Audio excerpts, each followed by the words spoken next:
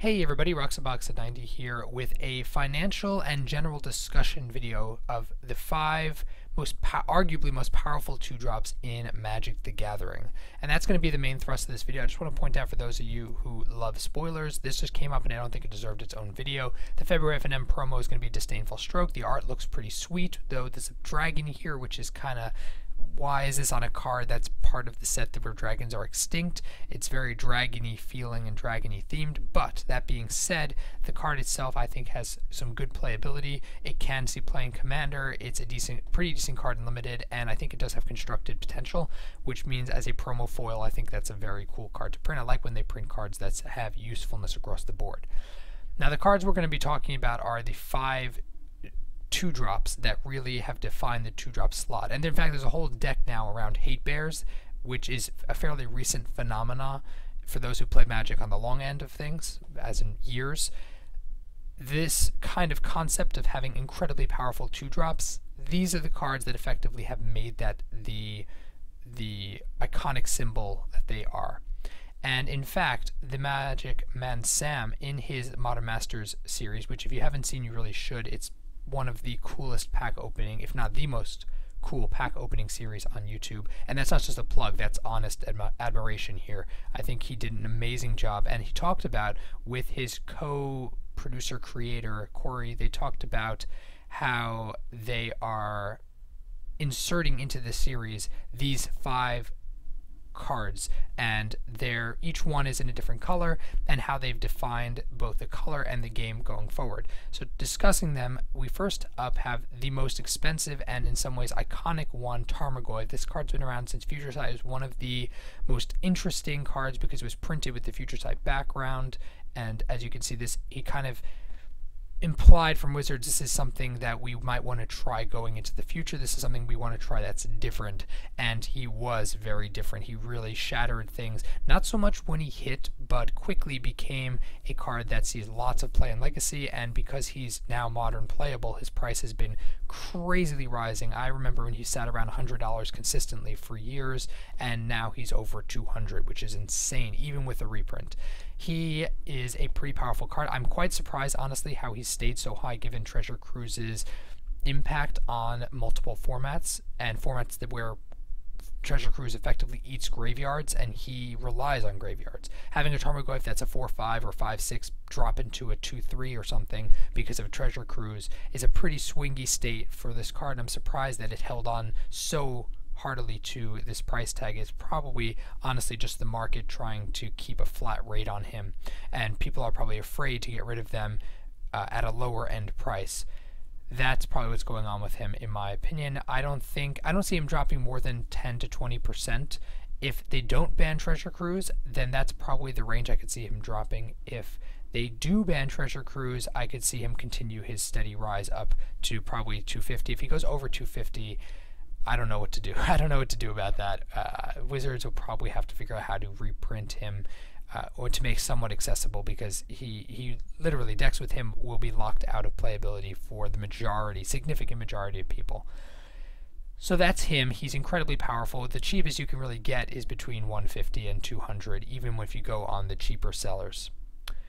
Then we have Snapcaster Mage. I dedicated a video to him on his own.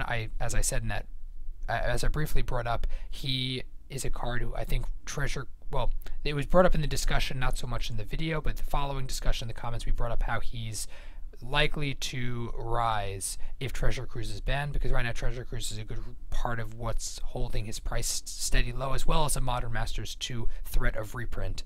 But given how little he's impacting things and his price range, I don't see him as a shoo-in for a Modern Masters product. Probably will be, but he's not a shoo-in.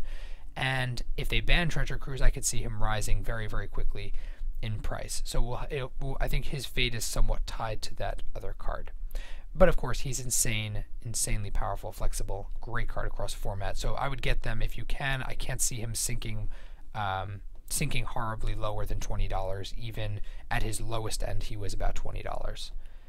Then we have Dark Confidant. He's been pretty much between 75 and 100 since his Modern Masters 2 reprint, and I don't think it's really going to change anytime soon, mostly because his original art and his his new Modern Masters art are pretty much the same price, which gives you a sense of more markets going. Usually cards that are in high demand, the original art is worth a lot more. If you just look at the fetches from cons, the original fetches are roughly twice as much, if not 3 times as much in price, and that's because of the border and the art. So maybe it's slightly more of an exaggeration, but usually there's a bigger difference, unless they're seeing fairly equal play and fairly steady play, and that's where I put Dark Confidant.